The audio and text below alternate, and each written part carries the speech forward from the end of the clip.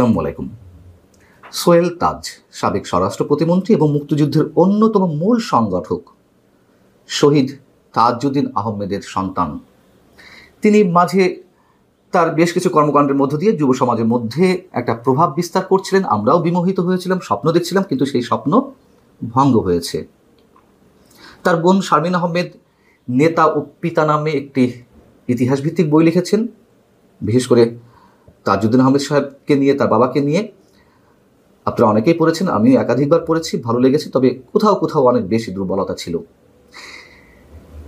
তাজউদ্দীন আহমেদের সন্তানেরা এখন তারা নিজেরাই ভয়ঙ্কর নোংরাভাবে নিজেদের মুখোশ উন্মোচন করছেন।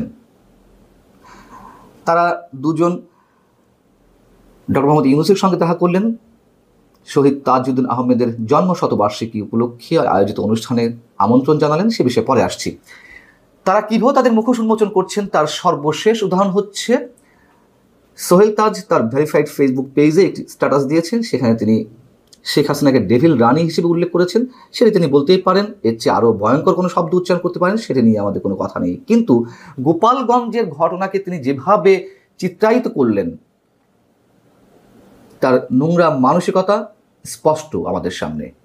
তিনি তার পোস্টে কী লিখছেন? তিনি বলছেন যে, আমি মনে করি 16ই জুলাই গোপালগঞ্জে যে হামলা হয়েছে তার মূল উদ্দেশ্য ছিল বৈষম্য বিরোধী ছাত্র আন্দোলন এবং জুলাই আগস্ট গণঅভ্যুত্থানে নেতাদের হত্যার একটি হীন চেষ্টা। আমি আশ্চর্য হব না যদি ডেভিল রানী নিজেই এর নির্দেশ দিয়ে থাকেন। দিতেই পারেন, কেন দিতে পারেন সেটাও বলছি। তিনি বলছেন যে হত্যা, গুম, খুন, গণহত্যা, নির্যাতন, নিপীড়ন, গণতন্ত্র ধ্বংস করে, দুর্নীতি করে, লাখ লাখ কোটি টাকা বিদেশে পাচার করে, দেশটাকে শেষ করে ছাত্র জনতার ঝাঁটা পেটা খেয়ে পালিয়ে গিয়ে এখন দেশ ধ্বংসের ষড়যন্ত্র করছে। সারা দেশে গোপালগঞ্জের মতো সন্ত্রাসী কায়দায় কার্যকলাপ চালানোর নির্দেশ দিচ্ছেন। সারা দেশে কি করছেন না করছেন না আমরা এই মুহূর্তে ডেফিনেট করে বলতে পারবো না। তবে গোপালগঞ্জের ক্ষেত্রে তিনি যদি নির্দেশ দিয়েও থাকেন প্রতিরোধ গড়ে তোলার জন্য, সেটা কি ভুল কিছু দিয়েছেন? অথবা তিনি সন্ত্রাসী কর্মকাণ্ড ঘটনার জন্য তিনি নির্দেশ দিয়েছেন, ধরে নিলাম। কিন্তু তার বিপরীতে কি ঘটেছে? সোহেল তাজ নিজে কেন এই প্রশ্নগুলো উত্থাপন করছেন না? যে 16ই জুলাই আবু সাঈদ নিহত হলেন 2024-এ, সেই দিনটিকে বেছে বেছে কেন গোপালগঞ্জেই পদযাত্রার নামে বিশেষ এজেন্ডা নিয়ে এই ছাত্র আন্দোলনের নেতারা সেখানে গেলেন? কেন পদযাত্রা বদলে সেখানে উত্তেজনা সৃষ্টি করার জন্য শব্দ চয়ন করা হলো মার্চ টু গোপালগঞ্জ? এগুলো পুরনো প্রশ্ন, আগে তুলেছি। তিনি সন্ত্রাসী কর্মকাণ্ডের নিন্দা জানাচ্ছেন, তার জন্য দায়ী করছেন শেখ হাসিনাকে, কিন্তু তিনি উচ্চারণ করলেন না একবারের জন্য যে চারটি মানুষ অফিসিয়ালি, গভর্নমেন্ট অফিসিয়ালি যেই ঘোষণাটি দেওয়া হয়েছে, আমরা যদি সেটাও ধরে নিই যে 4 জন মানুষ হত্যাকাণ্ডের শিকার হলেন আইন শৃঙ্খলা রক্ষাকারী বাহিনীর গুলিতে, সেটি নিয়ে কোনো প্রশ্ন তুললেন না। এই হত্যাকাণ্ডের তিনি বিচার দাবি করলেন না। সোহেল তাজ তিনি গত বছর মানে গণঅভ্যুত্থানের পরপরই যে নভেম্বর এলো, সেই 3রা নভেম্বর জাতীয় 4 নেতার হত্যাকাণ্ডের দিবসে, জেল হত্যা দিবসে তিনি একটি বক্তব্য দিয়েছিলেন গণমাধ্যমের সামনে। তিনি বলছিলেন যে একক কারো নেতৃত্বে মুক্তিযুদ্ধ হয়নি, অথচ যে দল মুক্তিযুদ্ধের নেতৃত্ব দিয়েছে সেই দল ক্ষমতা থেকে ইতিহাস সঠিকভাবে তুলে ধরেনি। সত্য কথা, আওয়ামী লীগ ইতিহাস খণ্ডিত করেছে। আমরা বলেছি সবসময়, এখনো বলছি। তিনি বলছেন মহান মুক্তিযুদ্ধ একক নেতৃত্ব হয়নি, অনেকেই নেতৃত্ব দিয়েছেন। শেখ মুজিব জেলে থাকার পর জাতীয় 4 নেতার অবদান ছিল খুবই গুরুত্বপূর্ণ। সে কথা আমরা কেবলও স্বীকার করলাম। তাজউদ্দীন আহমেদ সাহেব মুক্তিযুদ্ধের অন্যতম মূল সংগঠক, প্রবাসী সরকারের নেতৃত্বে তিনিই ছিলেন। এবং এই কথাগুলো আমরা শেখ হাসিনার সরকারের সময় অসংখ্যবার বলেছি। আমরা বৈষম্যবিরোধী ছাত্র আন্দোলনকে সমর্থন দিয়েছি, কিন্তু এখন সেই বৈষম্যবিরোধী ছাত্র আন্দোলনের নেতারা যা কিছু করছে তার বিরুদ্ধে আবার অনেক কথা স্পষ্টভাবে বলছি। কিন্তু সোহেল তাজ পারছেন না। এখানেই মুখোশটা স্পষ্ট হয়ে ওঠে আমাদের সামনে। তিনি ওই দিন কি বলছিলেন? 2024-এর 3রা নভেম্বর তিনি বলছেন, যেহেতু 10 এপ্রিল 1971 স্বাধীনতার ঘোষণাপত্রের মাধ্যমে গণপ্রজাতন্ত্রী বাংলাদেশের প্রথম সরকার গঠিত হয়, সেহেতু বাংলাদেশের স্বাধীন সার্বভৌম রাষ্ট্র হিসেবে জন্মলাভ করে ওই দিন, তাই এই দিনটিকে প্রজাতন্ত্র দিবস ঘোষণা করতে হবে। আর কি বলছেন? জাতীয় 4 নেতা সহ মহান মুক্তিযুদ্ধের সব বেসামরিক এবং সামরিক সংগঠক, পরিচালক, অমর শহীদ ও বীর মুক্তিযোদ্ধাদের নাম, অবদান ও জীবনী সহ মুক্তিযুদ্ধের সঠিক ও পূর্ণাঙ্গ ইতিহাস যথাযথভাবে এবং গুরুত্বের সঙ্গে সর্বস্তরের পাঠ্যপুস্তকে ও সিলেবাসে অন্তর্ভুক্ত করতে হবে। যেই ঘোষণাপত্রে স্বীকৃতি চাচ্ছেন, প্রজাতন্ত্র দিবস হিসেবে দাবি জানিয়েছেন ঘোষণার, আরে সেই ঘোষণাপত্রতে এই বৈষম্যবিরোধী ছাত্র আন্দোলনের নেতারা একেবারে উড়িয়ে দিতে চাচ্ছে। তারা নতুন সংবিধান রচনা করতে চাচ্ছে, ৭২-এর সংবিধানকে কবর দিতে চাচ্ছে। সেটা নিয়ে কোনো কথা বলছেন না কেন? আপনি যে দাবি জানিয়েছেন সেটা তো তুড়ি মেরে তারা উড়িয়ে দিতে চাচ্ছে। এবং বলছিলাম বৈষম্যবিরোধী ছাত্র আন্দোলনের প্রতি আমাদের অকণ্ঠ সমর্থন ছিল ৫ আগস্ট পর্যন্ত, স্পষ্টভাবে বলছি। কিন্তু ১০ আগস্ট বা ১২ আগস্টের পর থেকেই তাদের মুখোশ আমরা বুঝতে পারছি। পাঠ্যপুস্তকের শহীদদের সংজ্ঞাই যেখানে বদলে দেওয়া হচ্ছে, মুক্তিযোদ্ধার সংজ্ঞা বদলে দেওয়া হচ্ছে, সেখানে সোহেল তাজ আপনি যে বড় বড় কথা বলছেন, বলেছেন এক সময়, এখন কি টু শব্দটি উচ্চারণ করছেন?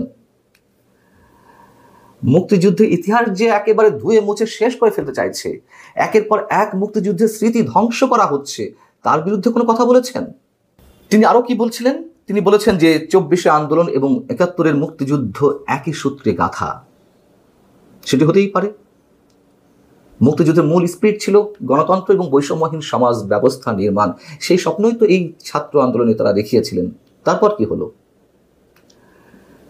এবং একই সূত্রে গাথা হতে পারে, কিন্তু সেখানে তো রিপ্লেস করতে পারে না মুক্তিযুদ্ধের জায়গায় ২৪কে। নিশ্চয়ই আমরা এখন আর সেই সমর্থনটি করছি না, বরং তারা ২৪কে পুঁজি করে ব্যবসা করছে, সাধারণ মানুষের সঙ্গে প্রতারণা করছে। আপনার চোখে সেগুলো বাধে না? সারা দেশে অসামান্য অবদানের জন্য শহীদ বুদ্ধিজীবী থেকে শুরু করে বিজ্ঞানী, গবেষক, এরকম অনেকের নামে সারা দেশে বিভিন্ন স্থাপনা ছিল, সব কিছু উল্টে পাল্টে দেওয়া হচ্ছে, সব ধুয়ে মুছে দেওয়া হচ্ছে।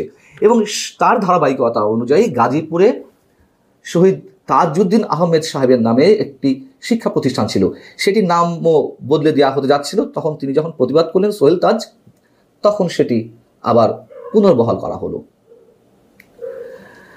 তিনি শুধু তার বাবার স্মৃতিচিহ্ন ধরে রাখার জন্যই যুদ্ধ করছেন।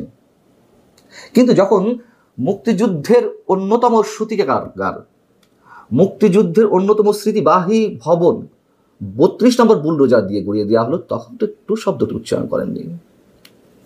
তিনি আছেন শুধু পিতাকে নিয়ে থাকেন। তাহলে আমরা যে বলছি শেখ হাসিনা মুক্তিযুদ্ধের ইতিহাস খণ্ডিত করেছিল, তিনি বঙ্গবন্ধুকে ঈশ্বরের আসনে বসিয়েছিলেন, আর কোনো কারোর কৃতিত্ব তিনি স্বীকার করছিলেন না। তা আপনি কি করছেন? আপনারা কি করছেন? আপনারা আছেন তো শুধুমাত্র আপনার বাবাকে নিয়ে। নিশ্চয় আপনার বাবা শুধু আপনার নিজের সম্পত্তি নয়, আমাদের সবার সম্পত্তি, সবার গর্ব। এই জন্য আমরা এখনো কথা বলছি, আগেও কথা বলেছি। বিডিআর হত্যাকাণ্ড নিয়ে মুখ খুললেন মাত্র কদিন আগে, শেখ হাসিনা সরকারের পতনের পরে।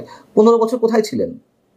এত বীর পুরুষ আপনি, তখন কেন বিডিআর হত্যাকাণ্ডের আসল রহস্য নিয়ে কথা বলেননি? ১৫ বছর মুখে কুলুপ এঁটেছিলেন। এখন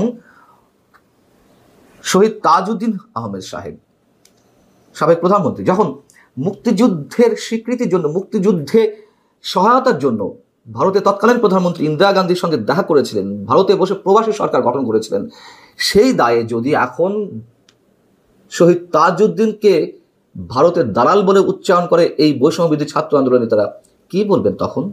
তার কারণ ভারতের দালাল তো বঙ্গবন্ধুকে বানানো হয়েছেই, এখন অনেককেই বানানো হচ্ছে যারা মুক্তিযুদ্ধের পক্ষে কথা বলেন।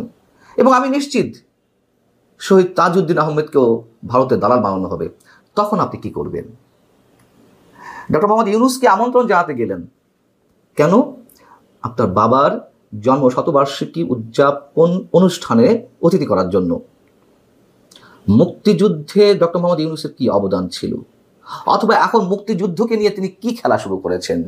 তিনি তো বলে দিয়েছেন রিসেট বাটনের কথা, যদিও সেটি ব্যাখ্যা তার প্রেস উইং থেকে দেওয়ার চেষ্টা করা হচ্ছিল, কিন্তু আসলে তিনি রিসেট বাটন বলতে কি বোঝাতে চেয়েছিলেন তা তো আমরা এখন হারে হারে উপলব্ধি করছি। সোহেল তাজ কি কারণে, কি জন্য, কাদের এজেন্ট হয়ে কাজ করছেন, এখন মোটামুটি অনেকের কাছে স্পষ্ট। কি এজেন্ডা নিয়ে তিনি কথা বলছেন, কোন হীন মানসিকতা নিয়ে কথা বলছেন, তা সবার কাছে স্পষ্ট। বড় বড় কথা বলে লাভ নেই। নিজের বাবার স্বীকৃতি আদায়ের জন্য আপনি কথা বলছেন, তার রক্ত আপনার গায়ে, আমাদের গায়ে তার রক্ত নেই। কিন্তু আমাদের রয়েছে লিগেসি। তার প্রতি অকুণ্ঠ শ্রদ্ধা, সম্মান, ভালোবাসা। আপনার সাথে আমাদের পার্থক্য এখানেই, আর আমাদের কোনো বিশেষ এজেন্ডাও নেই। ভালো থাকুন সবাই। আল্লাহ হাফেজ।